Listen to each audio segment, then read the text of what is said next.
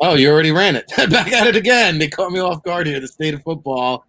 All right, seeing a place to be. Rick Saratella along with John Murphy, like we do each and every weekday, 9 to 10 a.m. Eastern. Today is September 23rd, 2020. Today is part 38. I got ahead of myself yesterday, as my dad was quick to point out. Are you on 37, 38? Well, hey, it all blends into the same day, the same week, the same year. Of course, I'm here in the Jersey Shore. John is down in New Orleans. We've got a great show lined up for you today. We have Emma Ray Dale, the first woman to suit up for the Canadian Junior Football League. She'll join us at 9:20 a.m. Eastern. We've also got my guy Lawrence Johnson from Seven Cities Shop Talk. Little tongue twister there, but someone I was able to meet on the scouting trails this past season. We'll have him on at 9:40 to preview a little college football NFL action. Of course, we had Russell Landy yesterday. And we hope to have David Turner Thursday and Friday. I know his grandmother passed away, so thoughts and prayers go out to the David Turner family, as they also go out to the Gale Sayers family. John, just waking up and you hitting me with the news. Hall of Fame, Chicago Bear legend, Gale Sayers passes away at the age of 77. I don't know if there's anybody else that's been selected in the first round of the NFL and AFL draft, but you talk about a guy that, is a 100-year anniversary team and accomplished so much in a short period of time. And, I think because of Gale Sayers, it paved the way for a guy like Terrell Davis, whose career was also cut short due to injury, but was so dominant, so impressive in such a short period of time. I think Gale Sayers, everybody talks about Barry Sanders, because Gale Sayers is back in the day, he kind of gets forgotten about along with Jim Brown and Earl Campbell. But you can argue Gale Sayers possibly the greatest running back of all time. Yeah, I mean, he has that 6-touchdown game, against the Niners that might be the single best performance you've ever seen, on a football field, out of a running back. And then every time you watched highlights, you didn't realize, you couldn't imagine that really that was his entire career was a highlight. One play after the other, to do what he did in such a short period of time, and then to face injuries that shortened it, but to be known for so many different things, right? You have a nickname like the Kansas Comet, so, kind of tells you what you were going to be looking at, before you even saw the highlights, the story behind the scenes, famously about him and his teammate that was then turned into what is now thought of and revered as one of the best sports movies, if not just plain movies of all time, and Brian's song.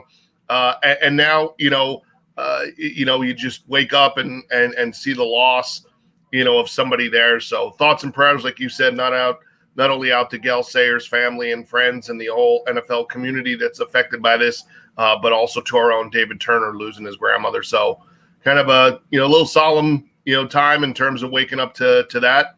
Unfortunately, things like that we see too often in our time. But yeah, man, what an amazing player. And, I think really a guy that for generations after that, players look to emulate that style, right? Today's game, you still see guys, wanting to emulate that style of play. And, boy, you can imagine what today's offenses would have done with a player like that. Yeah, and hey, 6 foot, $198, prototypical size for the modern day running back. People forget about his return ability. 8 return touchdowns. I think Devin Hester may have had 9, but just unbelievable when you look at the numbers to see. Here's a guy who had 4,956 rushing yards, but also 3,172 return yards. I mean, he nearly had as many return yards as he did rushing yards, which is unbelievable. And he more than deservedly so belongs in the Hall of Fame despite the short body of work. For those 5 years, Gale Sayers was the best player in the league. And so, again, a somber moment to kick off here on the State of Football. September 23rd, 2020, Gale Sayers, 77 years old. All right, we shift gears now to the NFL. We await our first guest coming up at 9:20 a.m. But, John, we were so jam-packed the last couple days here going over the NFL. We really haven't had a chance to kind of discuss in depth these mask fines. And I think we had Ralph Venture on Monday, kind of touch base on it. I mentioned a little bit overreaction from the media. I think the media is driving the NFL in a way to take such a drastic action where they lay down the hammer. A handful of NFL coaches and clubs being fined. The coaches fined $100,000. The teams being fined $250,000. And somebody, the pony court. Somebody's having a big party this weekend because the NFL just collected well over $1 million in fines, warranted, unwarranted. And where do they go from here moving forward? Is this something that is going to be implemented now on a week-by-week basis? Yeah, well, I mean, I think their hope and their goal here is that, it was implemented like this, without any real warning, in terms of, they obviously made it, be known that they didn't like this. They didn't like the look. They didn't like how it appeared, on TV, week one. And then they come down with the hammer after week two, when it comes to it. But you could tell, like you said, and, they're talking about it at halftime, Sunday, Sunday, and they're talking about it, Monday night, beforehand and again at halftime. And the first thing they're shooting in the second half is Sean Payton while the Saints are on defense, and they're shooting Coach Payton talking, to whoever he's speaking to, but with no mask on. So, I mean, it's not a deliberate, thing to get them fined, but it was sort of deliberate, I think, in a way of showing, here's Pete Carroll, no mask on, the day before, here it is again, so like point taken, point given there, for that. But again, like what I said the other day, I think the thing is, the common trend is people that are thinking you living your everyday life can have the same rights and the same opportunities to just do what you do, how you do it, how you want to do it, with or without the mask, is not a conversation that the NFL should then, take that type of approach with it to offset, what they think or appears to be a bad look. These guys are getting tested almost on the regular, if, every day. If they're clear and they're on the sideline and you've limited who's on the sideline and there's nobody in the stadium and so on and so forth, I'm kind of, leaning toward the side of, up and down versus how often it was or wasn't on. I doubt that's going to be the real reason it spreads anywhere. But I guess, when you continue to see the concerns, right, we've now seen the Big Ten is coming back, and yet Notre Dame is now completely shut down for at least, 3 to 5, if not 7 days, due to the spread of it again, which is probably going to be traced back, to something, campus related, on campus, interaction related. But again, likely not happening while they're doing football, likely happening in the other parts of the 24 hours, that you cannot just police all of the time. So a little overreaction, yes. Does the point get across? I'm sure you'll see a mask or two being worn by even the people that, don't want them to. And hopefully what else you hear is hopefully there's somewhere better than, downtown New York City for where that money can go to. Hopefully, they come out and tell you that it does go to something COVID related, or it does go to one of these programs that has been often mentioned, in the last little while. So hopefully there's a positive that comes out of it, besides coaches and teams paying a fine. Yeah, it'd be nice for them to do something positive, because I think this is an absurd overreaction personally. And again, I think it's driven by a select group of media that continues to harness on this topic. These guys have been tested. Everybody in that stadium has been tested. In fact, nobody in the stadium is tested positive. So, if the guy wants to take his mask down to call play, what are we really getting upset about over here? And I also think that it's selective, outrage, because if you're so upset about it, And you want to talk about it so much. Well, why don't you care about the fans in the stands who aren't wearing a mask? You only care about the coaches on the sidelines. But hey, the fans in the stands, we don't care about them. We won't talk about them because that doesn't generate the buzz and the headlines, which this one has received. So overreaction. But also, if the fans in the stands are allowed to not have a mask on as long as they're eating and drinking, which is profitability. right.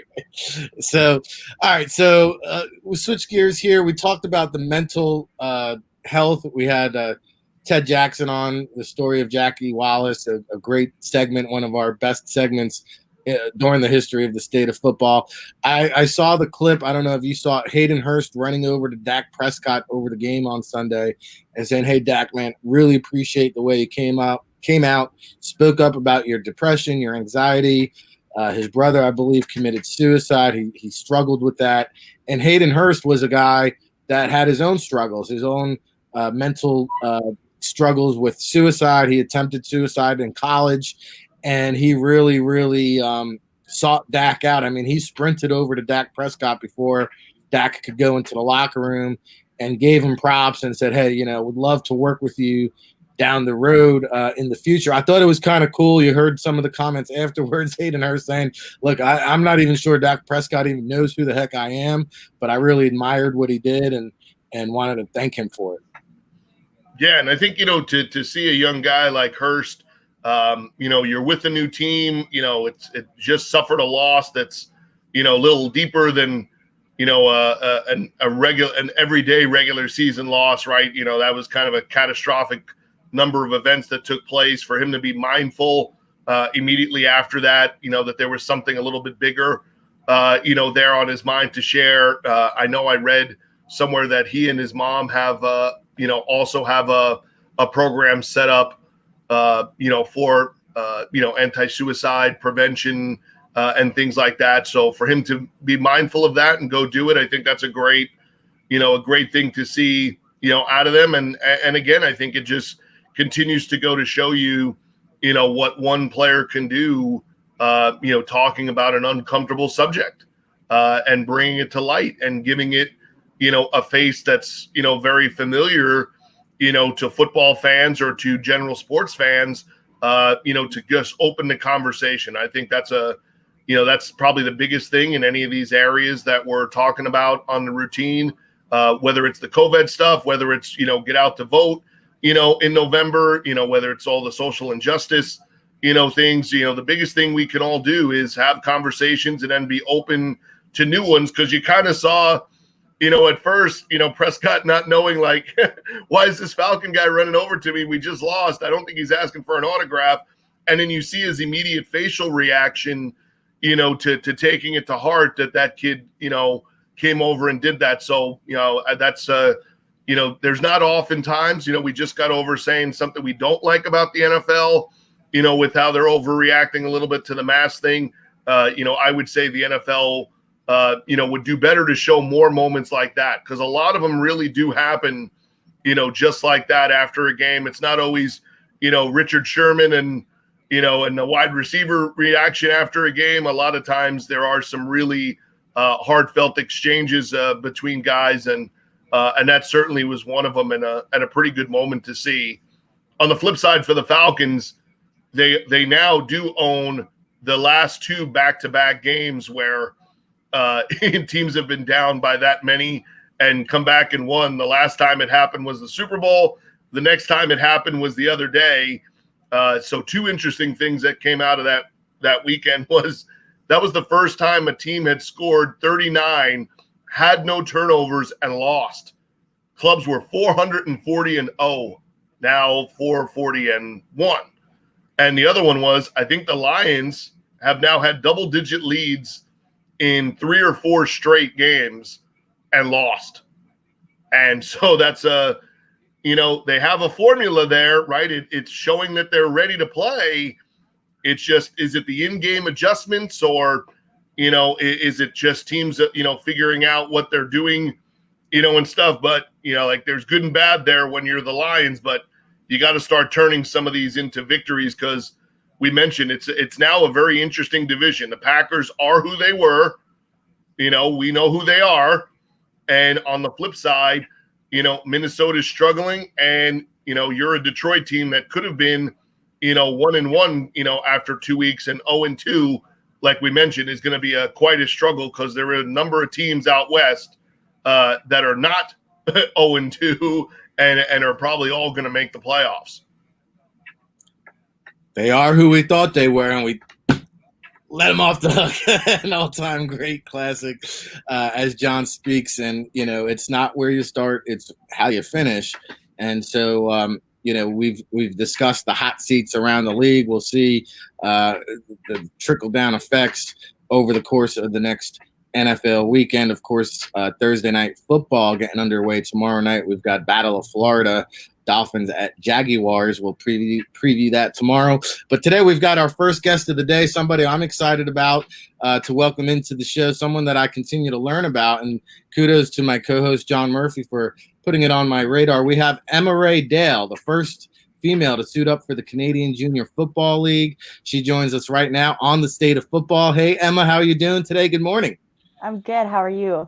I'm good. We appreciate you joining us here on the State of Football and telling your story. I think this is a very newsworthy item, something that should be talked about more. And hats off to you. Congratulations, first off, for being the first woman to play in the CJFL. And, my first question is actually going to come from my wife, who also serves as our super producer, Samantha. She played for a men's soccer team growing up. And, we were talking about your story this morning, and she's like, man, I wonder how she gets the street cred in the game of football. Because, like, soccer, they would intentionally hit her harder, intentionally, try to make her feel inferior. So how does someone like yourself gain that respect on the gridiron, on the playing field, and command the respect of a locker room? I guess, like, when I play football, I fly around a football field and I give it my all, every rep of every practice, every game. So I think just like the guys can see the effort that I put in, and I think that's how I get the respect that I get. But I mean, even from some of the practices we've had so far, I definitely feel like they're hitting me a little harder. But that could just be how they hit, though. I'm just getting used to it too. But I think that's all it is. All right, we got Emma Ray Dale, the Saskatoon Hilltops in the house here. When did you begin playing football? When did you realize that you had this passion for the game, and what made you want to get involved in playing the game of football? Mm-hmm. I would have started playing flag football when I was in high school, probably grade 10. I would have started playing flag, and then I actually went to a couple fall camps for the Saskatoon Valkyries in grade 11 and grade 12. And then, it would have been my first year of university. That was when I first actually started playing tackle. I loved the game, though, ever since I was a kid, though. All of my brothers played football, and I had two brothers that actually played on the Hilltops as well. And that was kind of where my passion for it grew, is just because we were a pretty big football household to begin with. And that's sort of where my love of it began. John? Well, and she's kind of underselling, right? Because the funny thing is the way that I came across this is that I'm pretty sure that you're the same 45 that I went and watched play, because you guys played your championship game in the new Mosaic Stadium, correct? That's correct. Yeah, and so actually we were waiting to get our film for our next opponent, and they were like, hey, we got to wait because we're filming something out on the field. And I just had asked, well, what are you filming? And they said it was the women's championship. So, of course, we're just sitting in the office. We went out and watched, and one of the people that's, there at the game, I'm like, oh, well, like, tell me a little bit about this. And they're kind of filling me in. And of course, when they finish, they're like, hey, if you want to watch somebody, check out this 45 that's playing for them, And so when you think about it, you're not expecting people to initially give you an exact replica evaluation, possibly. And they're telling me, like, hey, you got to watch this girl play and then tell me after the game, like, I'll be right here. Tell me what you think. And they described her to a T. Like, you didn't have to just know that it was, hey, look at 45. It was just look at who's playing Mike linebacker. And as soon as you were done, you could just watch the game and not tell if they were playing and it was men playing or women. You could just tell it was good football, right? And I think that was the best thing that you could say about it when you were watching them is that, man, the way that they ran around, the way that they were playing, and then the pure joy of overcoming not winning a championship in the past and a team that they just, I don't think ever normally beat, and then went out and won the game. Like, you could tell how big a deal it was to them and how much pride and effort they put into it. But the underselling is the factor that, it's not surprising to anybody in that area because your two brothers play, right? Yeah. And Donovan played really well, collegiately, there. And then not only is she a football player, but then she's the stud of the track and field team. And that's why she's sporting that U of S, sweatshirt over there. Is she's a stud track and field athlete on top of it. So in male sports, we always talk about wanting the guys to play multiple sports. What do you see from you doing the same thing? What translates over to football that you get the speed and power, the explosion that you play with as a linebacker? What is it that you bring from one sport to the other? And then where did you develop your kind of flip the switch, right? We see this Emma, but that's not the Emma that I saw on the field, out there. When does that switch turn on for yourself? The flip switch is on. I think it's just when I start getting ready for a game, starting putting on the equipment, I definitely just, channel this inner baller, I guess. But yeah, there's definitely a flip that switches. I always have kind of felt like I have an alter football ego. And I guess my main sport growing up was actually soccer. And so I think that, you're always making on the fly decisions for soccer. And that's kind of, I think, sort of what helped my vision for the football game and just making those quick, split decision reactions. But then even being a thrower for track, you're a strictly power athlete, and that definitely correlates over to being a linebacker and just being fast and powerful and aggressive. So yeah, I definitely have played a lot of aggressive sports growing up, and that's sort of where that all comes from. We're joined by Emma Ray Dale here on the State of Football Morning Talk Show, weekdays 9 a.m. Eastern. Of course, at the Saskatoon Hilltops here, linebacker. Emma Ray, I mean, let's be honest, this is still not a common thing to see females playing on a male football team. So what is the reaction when you encounter guys and you tell them, yeah, I play middle linebacker? What kind of response does that generate? And, are guys almost intimidated by a female that plays middle linebacker? Yeah, I've definitely gotten a mix of responses. Mostly, just shock that, because it's one thing to even make it onto a men's football team, but to be a middle linebacker is you'd think almost unheard of. So I think, definitely shocked, but mostly positive reactions though too. Nobody's been hating on me really that I've seen. But yeah, so it's been, I think it could be a little intimidating to some of them. I don't know, but definitely they're a little shocked. I think that so a girl that's only 5'6", especially, is dominating the linebacker position. Incredible story. So you are a two-time champion, I see. Some championships there. What are the goals and expectations here for the Hilltops going into the season? What do you hope to accomplish here? Well, I mean, the Hilltops are a winning team, so obviously want to win the next season, hopefully bring home a ring. Obviously, that would be huge. Those are kind of the A goals, but honestly, just stepping onto the field is going to be an accomplishment in and of itself. So I don't know. I'm just hoping to give it my all and hopefully prove that I've earned my spot and get some sweet stats, and that'll be that. Well, we look forward to keeping tabs on your journey. And, we talked right before you came on, the great game of football enables us a unique platform to spread our message, to deliver, positivity to society. And we hope that you continue to do that. And, come on back maybe down the road after you win another ring.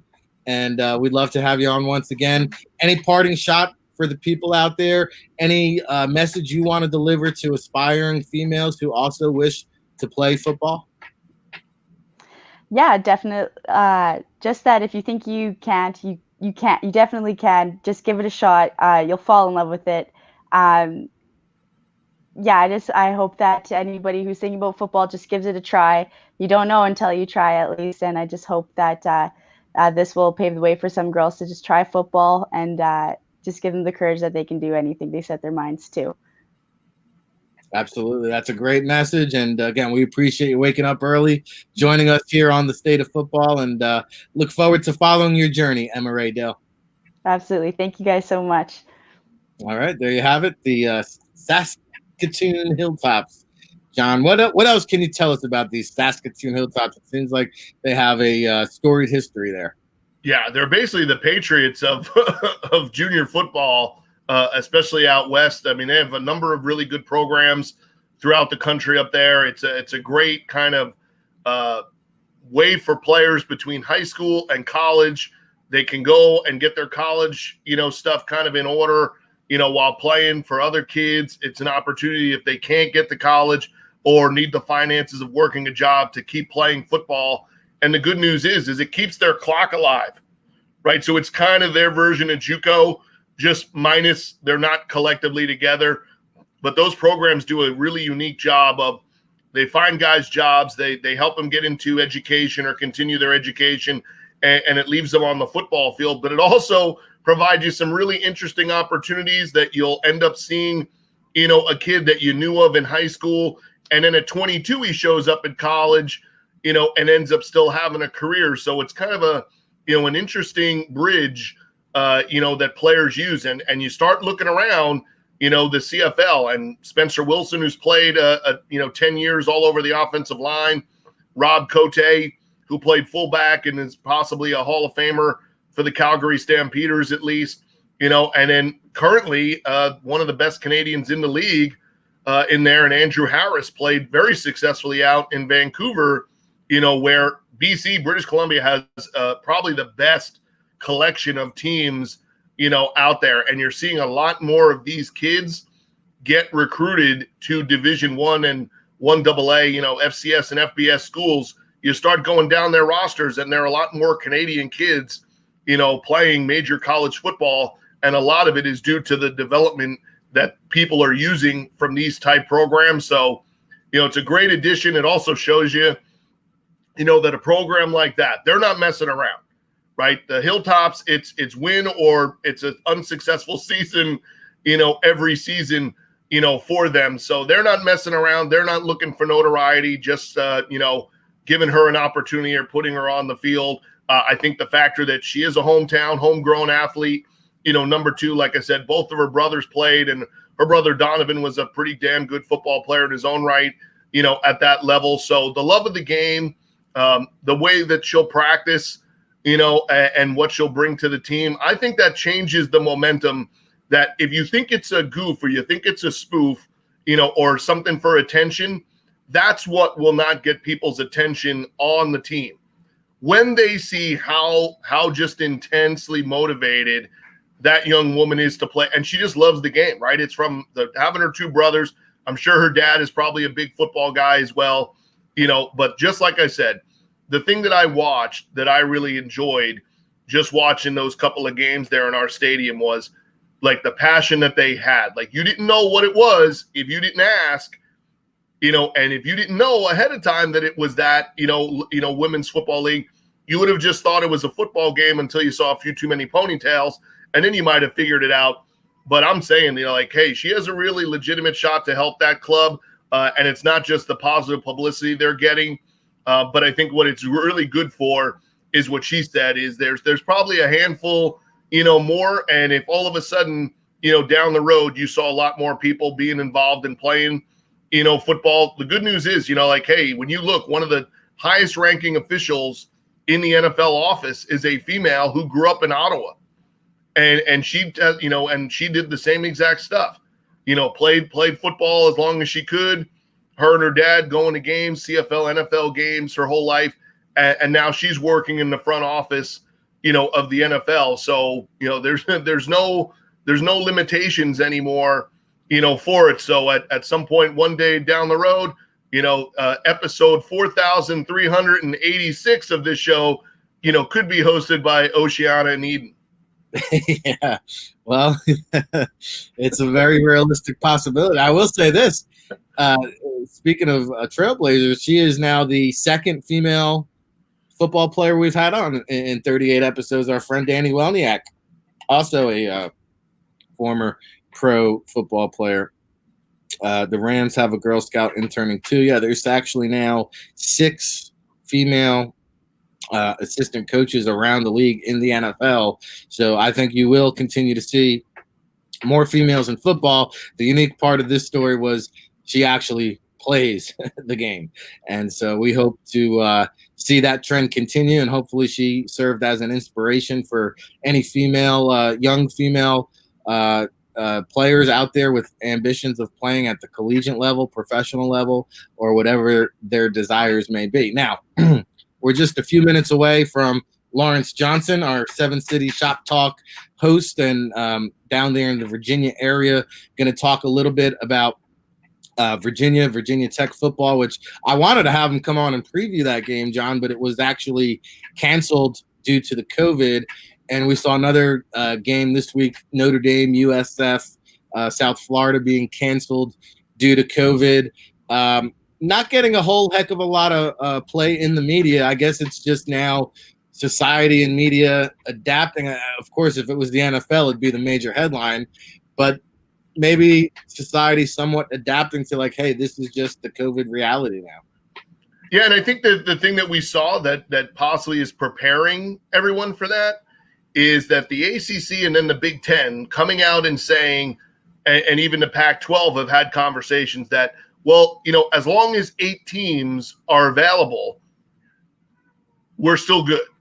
So you're already kind of preparing behind the scenes for situations like this, to where you can manage your way through things to say, in all likelihood, this game will just get reset for the following week because Notre Dame and Wake Forest both have off on October 3rd. So likely they will try to play it that week. Of course, we do not know exactly, which 6 guys, tested and then what guys were around them, to need that. But you did see the factor that a lot of these colleges are now using the same kind of tracing and the same sort of technology that the NFL has. Smartly, they've probably partnered, on both sides to do that. So who's hanging around each other. If somebody gets sick, you can kind of self-contain it, to a couple of groups. And then I believe the safety part that they put in effect, makes sense. So I understand the Houston and Baylor thing got a little kind of, had a little fun back and forth, and maybe Houston took it a little too far, with things. But, it's what we talked about. If it's the NFL, hey, that's grown men. And if you don't have your starting right guard or left tackle or somebody, that's one thing. We don't want college athletics out there and putting a freshman tackle or, a freshman quarterback or somebody like that at risk, because you have guys, injured or sick. I think those are good reasons to postpone. And like I said, a lot of these teams, have, 2 weeks free out of an 8 or 10 game schedule that they've all put together. So I think you're right. We're kind of seeing it. And if, 14 out of 16 games get played, if 22 out of 25, get played, I think the good thing is for all of us that we're talking about the 22 that did get played more than we are the few that don't. And then, we'll wait and see. And like I said, hopefully it gets, rescheduled for next week or early November. But, a number of really interesting games on tap, this weekend that I think due to when they're being played and the factor of some teams having a little more practice than others and, kind of where things are, this week we could have our first really good weekend, of college football. And again, not to be disrespectful, at least we're not watching Central Arkansas or Austin P again, because they seemingly have been the only two teams who really have figured it out because they've played the whole month. Yeah. And they've taken advantage of it too, getting some primetime slots on ESPN that they otherwise might not have seen. But I'll tell you what, I'm excited to have the SEC back in action. Obviously, the Big Ten not too far behind, but there's some real football now being played this Saturday. Of course, the national champion LSU Tigers are in action. I thought the one interesting thing, I didn't realize The Rock, Dwayne Johnson, when he was I think he played for Florida State, if I'm correct, but his positional coach was Ed Orgeron. And I don't know if you saw the tweet that The Rock put out there saying, maybe I'll be the first owner to suit up and play. And I had to go Google it, like, how old is The Rock, man? And I think he was like 58, but man, he looks pretty good. He looks like he could take a few reps there. Yeah, no doubt. So don't get yourself in trouble because you cross reference that. He's a University of Miami.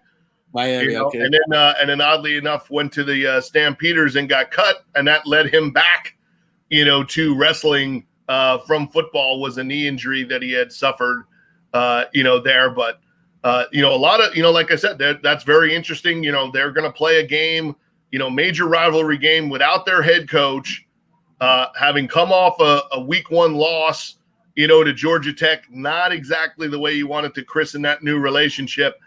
And now you're playing against Miami in Miami when they throttled Louisville. It could get. That might be a little more than wide left or wide right. We might not be having to worry about field goals in that game come this weekend. No, that could definitely get Bubba Sparks ugly early and off.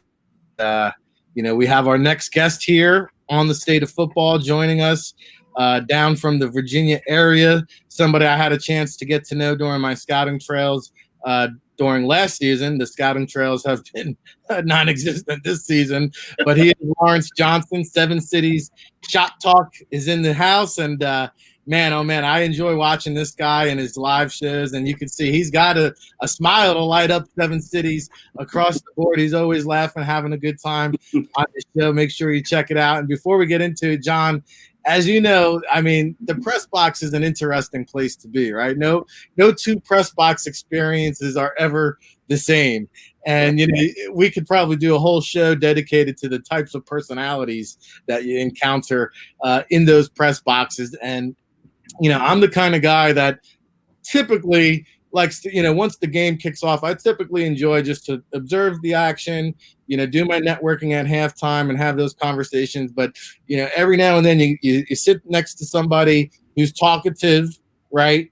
And that can go one of 2 ways. It could be really annoying or it could be really cool. Lawrence was cool. So he checked off the box there. Then as you go on, you start talking and you realize, all right, wow, this guy's really insightful.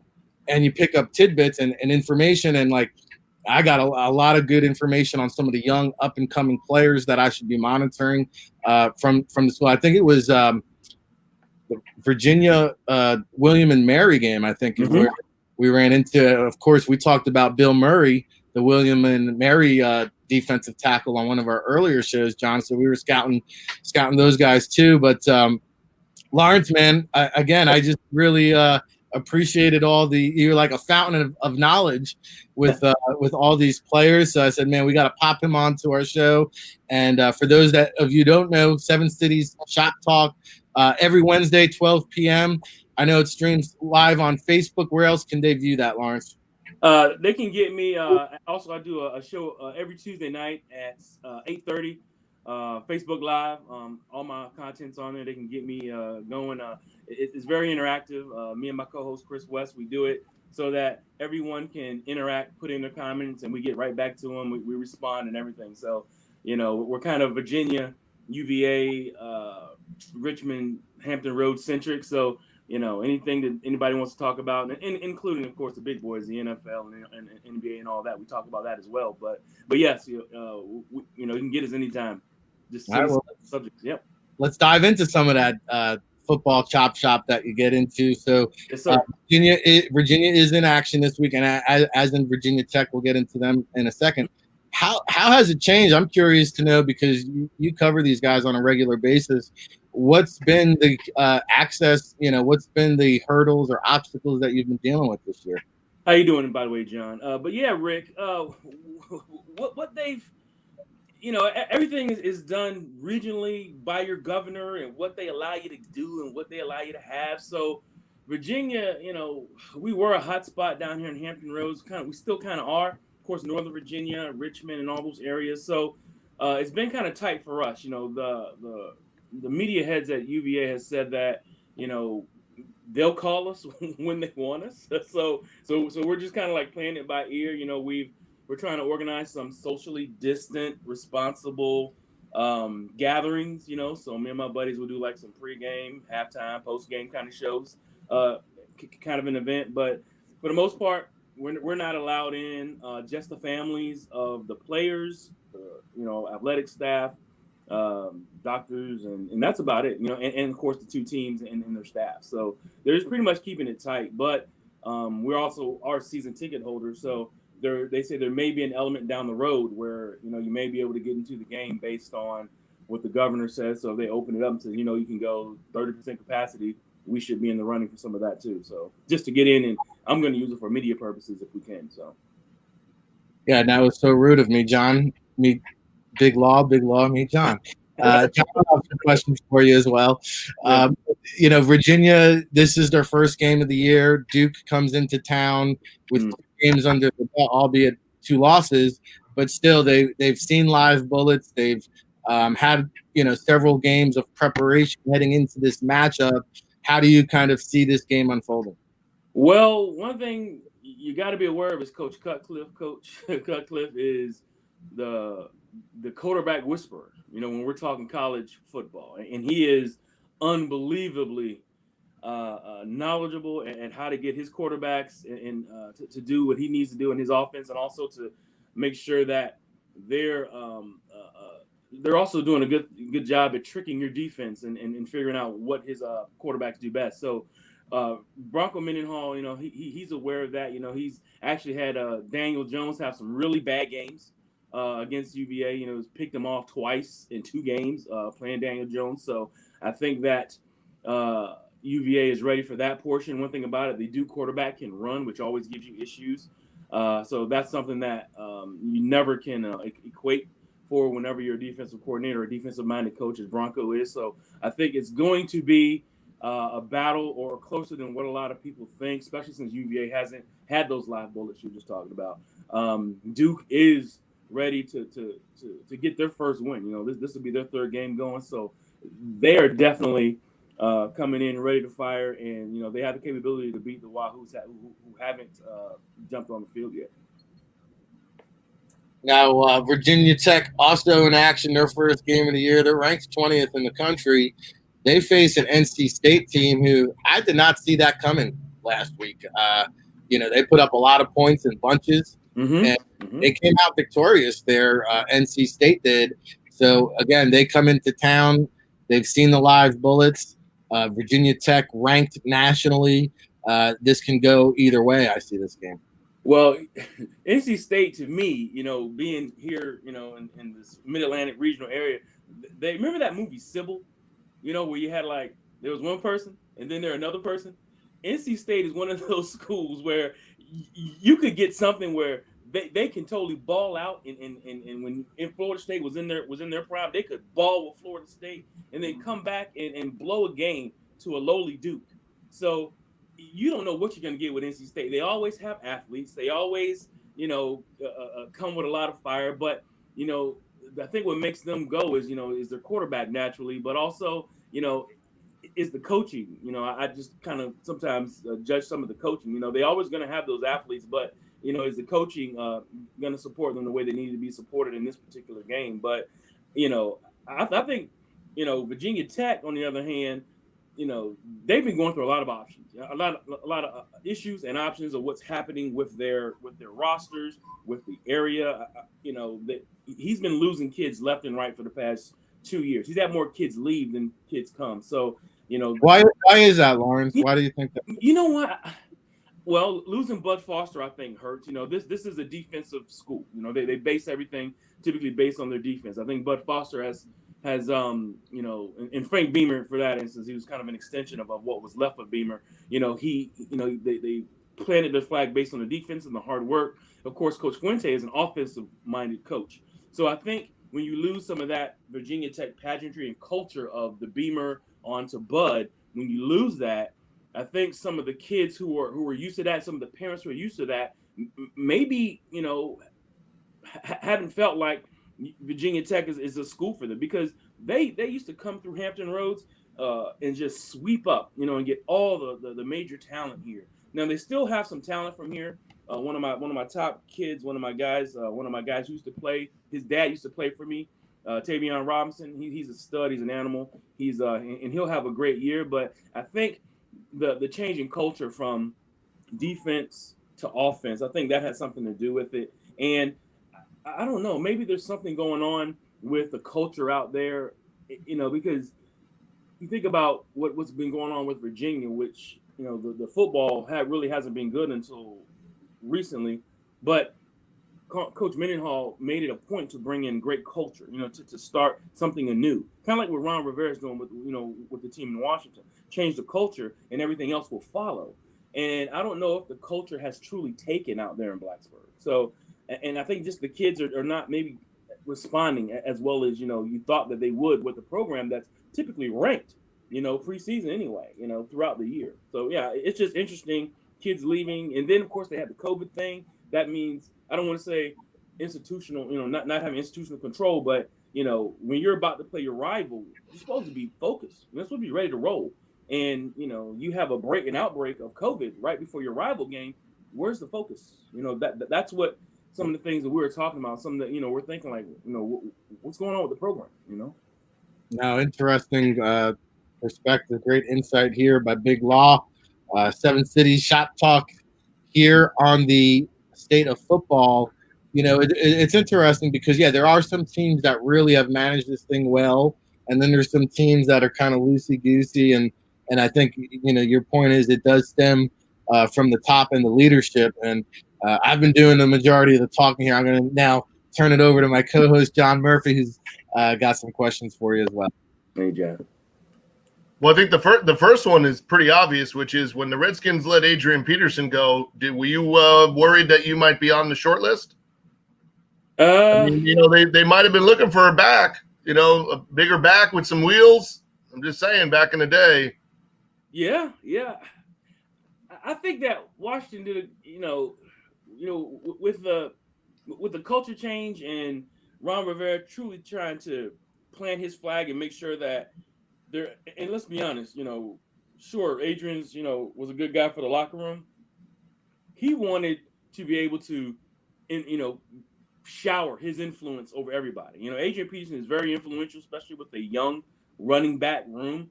He truly wanted to, number one, be honorable to Adrian, let him play somewhere he wants to play. Gave him, he cut him early in the process, when it came to cut day, and, allowed him to go find another job. But I think that, the change in, if you remember how Scott Turner and how they ran that offense, they totally wanted to change out how they run that offense. You got to be almost analogous. You got to be able to catch the ball. You got to be able to run the ball. You got to be able to run jet sweeps, which is not Adrian Peterson's forte. Another thing is you got to be able to share the ball. Adrian Peterson wants the ball. Give me 25 carries a game. He's a throwback. So, he needs to get lathered up before he really gets good and he really gets a feel for the defense. You really can't do that in an offense where you're throwing the ball all around and the running backs are lining up in the slot. And, that's something that I don't think Adrian Peterson really likes to do. But, he's found a home in Detroit and it's great for him. He's still running downhill. But I think the way they're running his offense, Christian McCaffrey kind of kind of a system. That's what they're trying to do. And I think they got the right guys there. And I'm interested to see how Antonio Gibson does. But, you're right. I mean, Adrian Peterson, maybe they could use him for some of the short downs, but it seems like Peyton Barber's doing a pretty good job of that.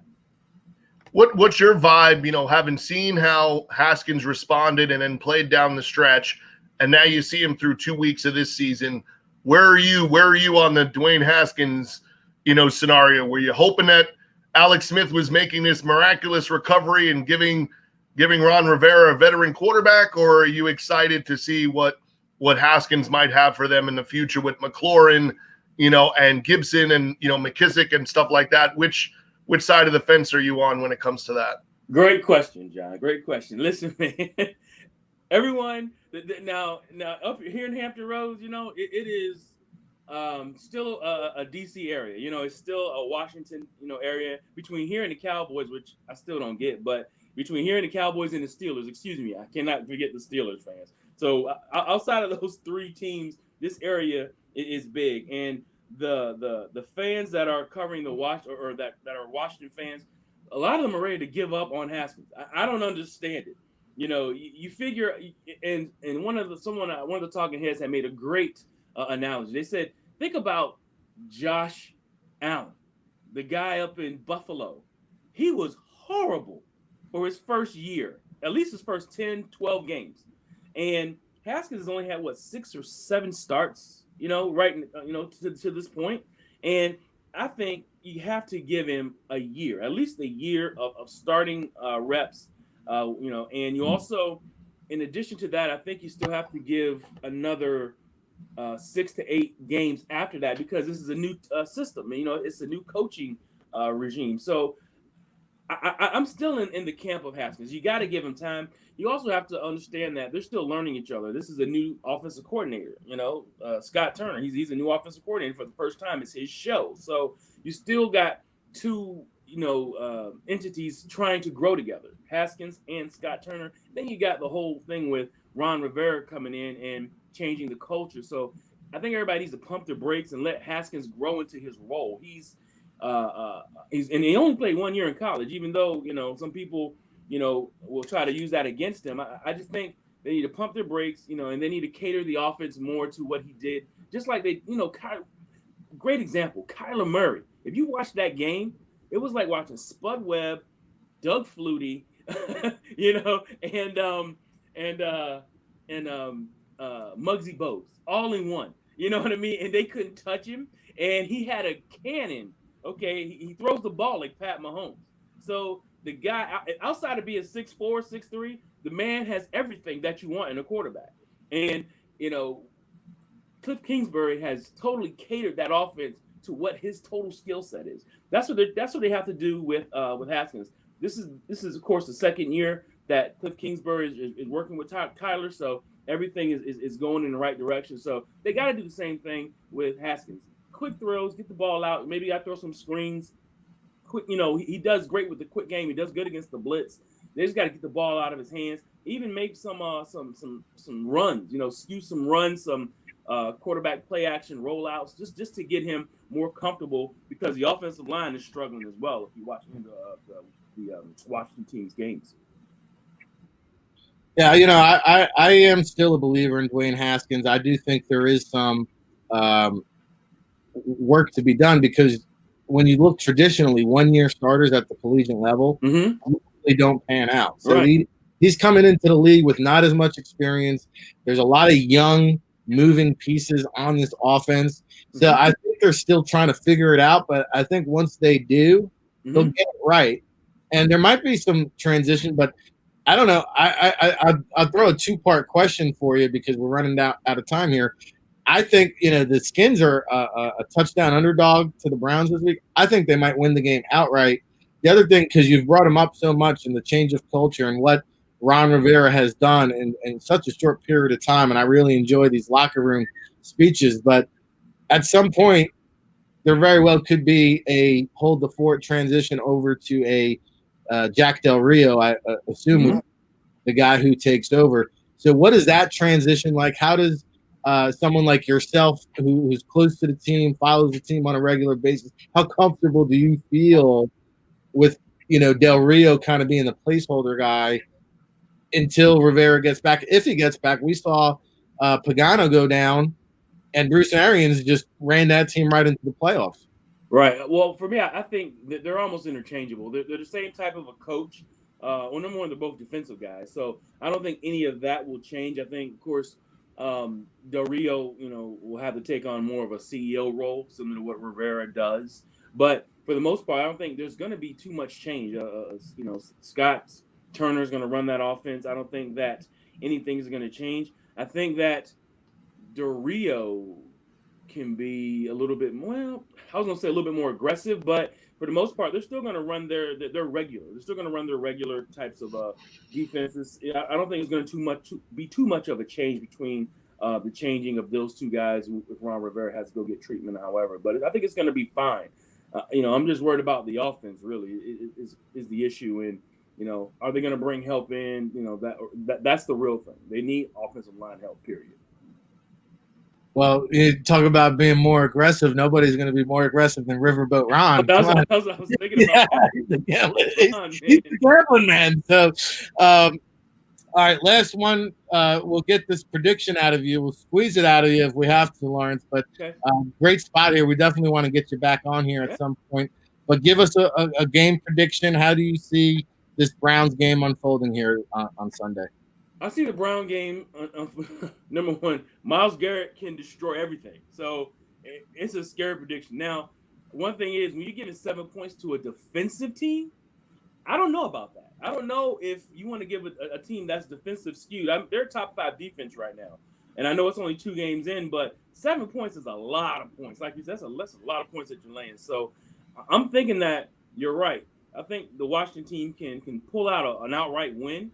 I'm thinking that it's going to be maybe a 7-point win. So I'm thinking a 14-point swing on that.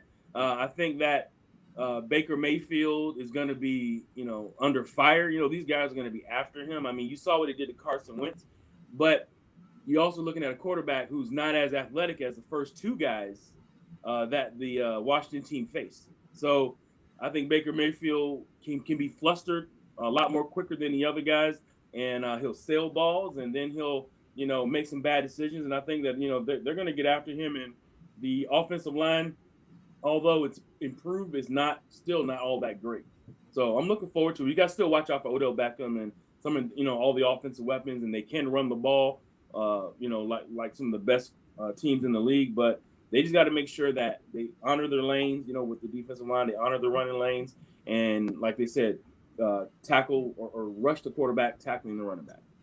Yeah, I lied. One more question while you were talking, because they can run the ball.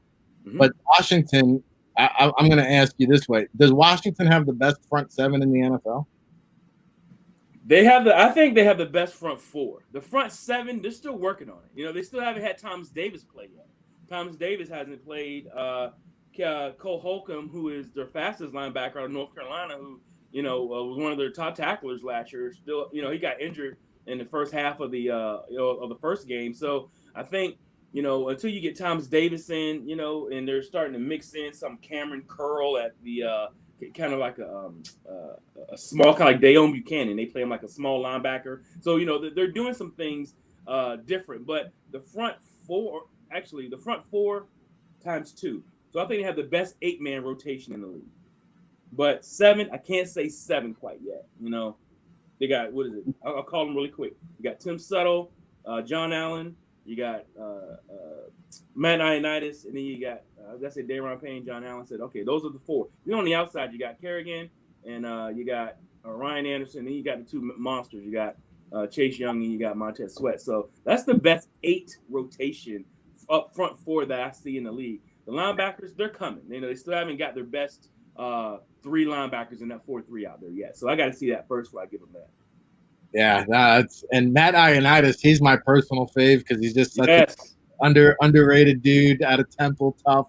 The Golden Greek, baby. Ioannidis. All right. Well, hey, John, we're running out of time here. Bring us home with a parting shot for the people. Well, I think the biggest thing I saw, and one of the things I was going to share with Lawrence also, is I think it's ultra exciting for HBCUs, no matter what happens moving forward with Deion Sanders. If it works, does that become an idea for others to follow? because really all he needs to go there and be is the CEO. Yes, that's already that model in other sports has already kind of taken the little bit of the forefront. You know, there are some basketball players, some 5-star basketball players who said, you know what, let's try to go to some HBC, you know, some black colleges and see what we can do. And adding somebody like a Dion with that cachet and him being a you know, as high profile as he is, and then they're talking about his staff that he's bringing in is all Hall of Famers, you know, for the most part. So I definitely think that could, you know, that could be a trend, or that could start to be more of the norm. And you know, it's just a good thing. I think it's just better football, you know, more opportunity, more versatility, and you know, anything you could bring more eyes to the sport, and maybe more kids are going to want to play, because you know, you're going to see players like, you know, wanting to play for Dion that maybe can't get to the full-blown D1 program. So I think it's great. Yeah, I think the best part would be if you could get somehow, you know, whether it's a Fox Sports, even a regional thing, or, you know, a major network or the NFL network to give you a game of the week, would start changing the elements, because then during those games you could have more of the conversation like you do when you see those colleges. You always get the commercials throughout the game about what those schools represent, who played there, what they're all about, what's their background in terms of, you know, their academic programs and whatever. And if you're able to do the same thing, well, then just don't, you know, you don't want to wait just until once a year to see Southern and Grambling. As good as that is, you can see a lot more of these universities and what they have to offer, because not only do they turn out some hellified athletes, but those programs routinely turn out, you know, a ton of doctors, lawyers, you know, a ton of opportunity for education that a lot of people are missing out on seeing. First off, some damn good football, which is what we want to talk about.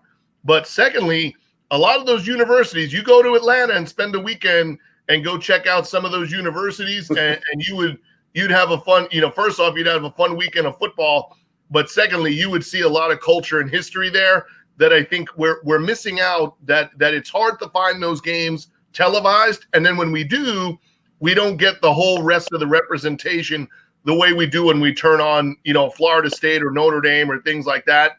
And to me, that would be a huge turning point in kind of showing, you know, the rest of the nation what they have to offer.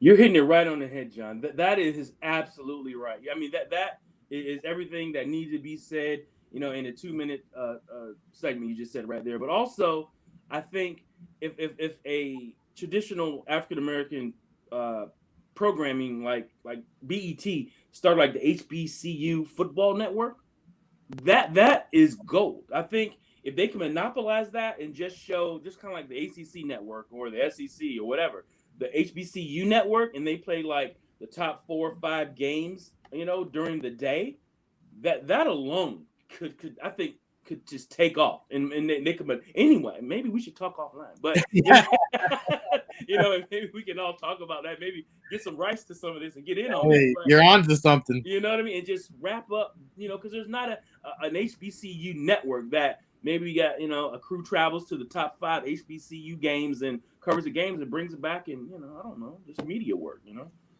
Well, no, I think you're on to something there, and we will chat offline. You know, I tell you one thing, I'm missing them road trips. I'm telling you, man, I'm missing them road trips, because you know one thing, if you go anywhere near an HBCU, the one thing that is for sure is there are some damn good meals around those schools. There is some, you will find some good eating, and just I think for me, like having grown up in the North and then, you know, being able to drive down to Howard a couple of times, you know, back in the day when Ted White was playing, and now living in the South and having access to all of the, you know, major universities. There's nothing like pregame at an HBCU. And if you ever get to go to a real rivalry game, not just, I mean, Grambling and Southern, they have their deal, but you go to a real, you know, matchup between schools. You go to Tuskegee on a weekend, or, you know, you drive over, you know, and see Savannah State or any of them play. I mean, man, it is a first-class representation of those schools and their programs and their history, and some of the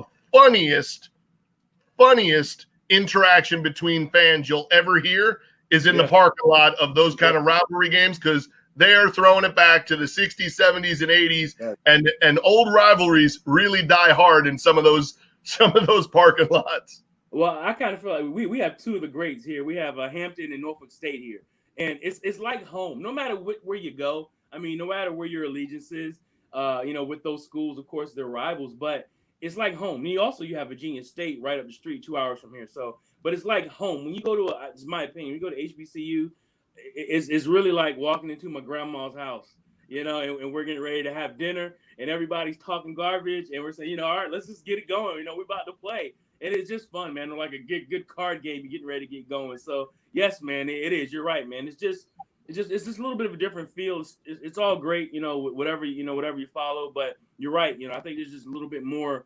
coverage. A little bit more love needs to be given to some of these HBCUs and some of these programs, because it's definitely an experience that I think everybody should have. And you saying from the North, that's a testament right there. Of how the different culture, you can come into it and just enjoy it and be a part of it. Well, if that introductory press conference is a sign of things to come, he's going to be off to. I've never seen a press conference, a presser to introduce a head coach like that before, and it was Deion. It's Deion, man. Yeah. Right. Not unexpected.